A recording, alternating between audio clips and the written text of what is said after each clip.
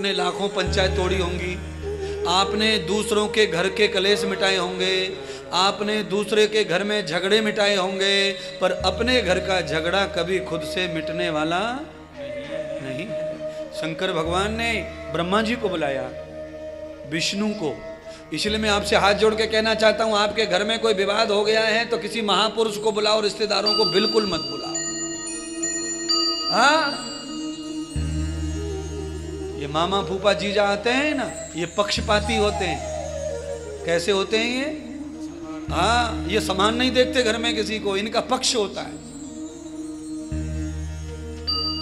इसलिए ग्रह क्लेश को मिटाना है तो सदगुरु को बुलाओ, या नहीं तो ब्रह्मा विष्णु परमात्मा को बुलाओ। भगवान ही तुम्हारे घर के क्लेश मिटाएंगे महाराज। ये जिज्जा जी, जिज्जी जी, बुआ जी, फुप्पा जी, बड़ा फूफा तो इतनो बदमाश है, पुरानी खुंस निकाले को। 20 साल पुरानी बात लेके बैठो दिमाग में, मौका ढूंढ रहे हो। जैसे ही फूफा जी आए पंचायत तोड़ने, साले जी के यहाँ बड़े साले और छोटे साले में विवाद हो गया, प्रॉपर्टी को लेके, घर बंटवारे को लेके। बड़े जीजा जी यानी फूफा जी को बुलाया, और वो फूफा जी तो पहले ही सुलगो बैठो। विवाद मिटाने की जगह विवाद बढ़ा दिया, क्योंकि छोटे साले में मनोवा को, छोटे साले के घर रुक्यो महाराज, केला डाल के दही को राय तो मिलियो कि जीजा जी ने पक्ष ले लियो।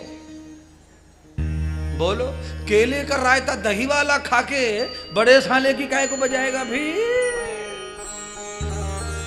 देखो भाई, बात यह है कि तुम बड़े हो, ये छोटा है, और छोटे पर हमेशा दया धर्म रखना चाहिए। इसीलिए वो 3 पीपरवारों खेत 3 बीघा को या छोटे के नाम पे कर, केवल केला के दही के चक्कर में 3 बीघे बड़े सारे को दे दियो।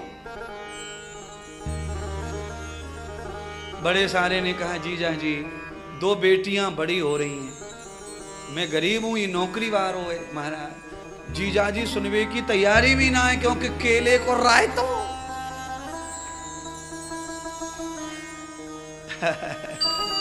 आप समझ ही गए, क्योंकि तुम भी तो जीजा ही हो किसी के।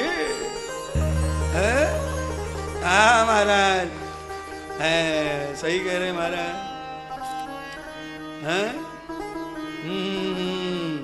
खीर पूड़ी, आलू को रसा, और उसमें हरा धनिया ऊपर से दिख रहा हो रसे में, और सूखी सब्जी, और मूंग की दाल के बड़े, इतनो आइटम मिल जाए, और 2 बार साले की पत्नी आके पूरी फूली हुई लावे जीजा को, मेरी सौगंध ही आए तो लेना ही पड़ेगा। फिर आप समझ लो, जीजा चाहे सारो पाकिस्तान जानो पड़े, पर यही को पक्ष ले। वो मामलो साली की बहू को है, बीवी को पूरी गरम और फूली खवाए के गई है, ताजा।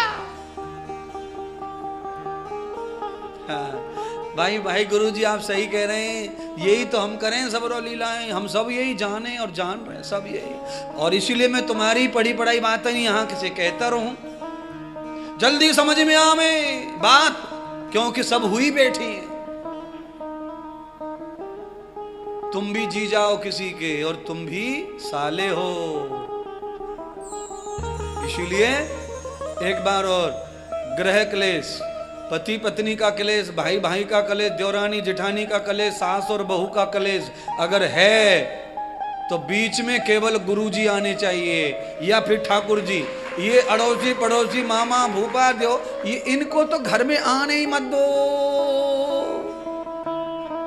इनको हाई स्पीड पेट्रोल समझो, ये जहां गिरेंगी चिनगारी फूंक आग लगाएंगी। भाई गुरुजी सही कह रहे हैं आप, क्योंकि हम इतनी बार रिश्तेदारों को बुला चुके हैं, इतनी बार फैसले हो गए, पर लड़ाई ना खत्म है रही घर में से। लड़ाई खत्म कहां से होगी? फैसला तो खाली लोगों को दिखाने के लिए ना। अंदर कमरे में बैठ के जो पार्ले जी के बिस्कुट चल रहे हैं चाय के संग में, उसमें तो अलग ज्ञान दियो जा रहा है।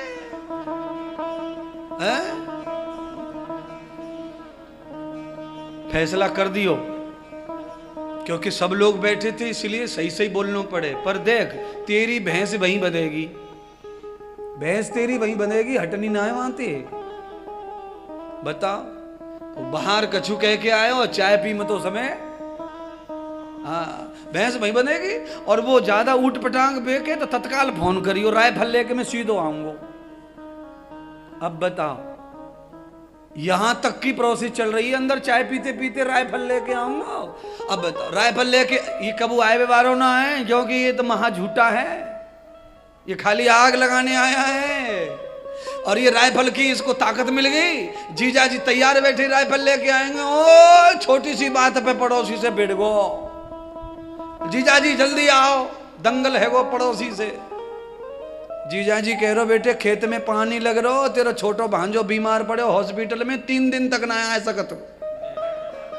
तब तक पड़ोसी ने चटनी बनाई दी, दूसरे की दे घूसा, दे लात, दे थप्पड़, आजा ले आ राइफल है तेरी है। इसीलिए बंधुओं सावधान रहिए। किनसे? ये जो राइफल लेके मदद करना चाहते हैं उनसे।